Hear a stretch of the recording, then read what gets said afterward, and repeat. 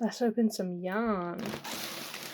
So the Yarnspirations Bonnet blanket yarn is for a different project. So that's going to go in a different drawer. I'm going to have a peek at the rest of my temperature blanket colours. You know, I thought I was going to be able to edit my ramblings into something coherent, but I've got like an hour and a half of ramblings here, so we're going voiceover mode. Here's what I'm thinking for colour order. Berry, crimson, red, blood orange, pumpkin, sunshine, primrose, mustard, lichen, lime, pistachio, aloe, sea green, aster. Now, I was feeling a bit indecisive about this one. I was thinking of maybe using lagoon instead, but I'm not sure that's a good in-between. I also have denim, which is a bit darker, matching the navy a bit more, but it looks out of place next to the royal, and ideally I want to keep that brighter blue. I do have alternatives for the warmer side of the blanket too. I had this gold that I was thinking could go in between the orange and the yellow instead of having the blood orange, which is a good transition shade, but then I lose out on too much of the orange red tones. I did consider having both blood orange and gold and then removing royal, because to be honest, I'm not a big fan of it. But then I start losing out on too many blue shades. Why not just have both and keep the blue, I hear you ask? Well, I've split my temperatures up into 17 colours, and I'm already worried that I might not get to use some of them, so I don't want to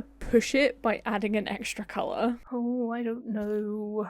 If you couldn't tell, I was feeling incredibly unsure of this whole colour thing, so I took it over to the window in the hopes that some natural light would tell me what to do.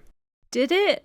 No, not really, as I ended up going back to my desk, then moved over to my daybed. The daybed has something that my desk and windowsill don't. Space. What did I do with all this extra space? Moved yarn around until I was happy. Or more accurately, until it was in an order I could deal with.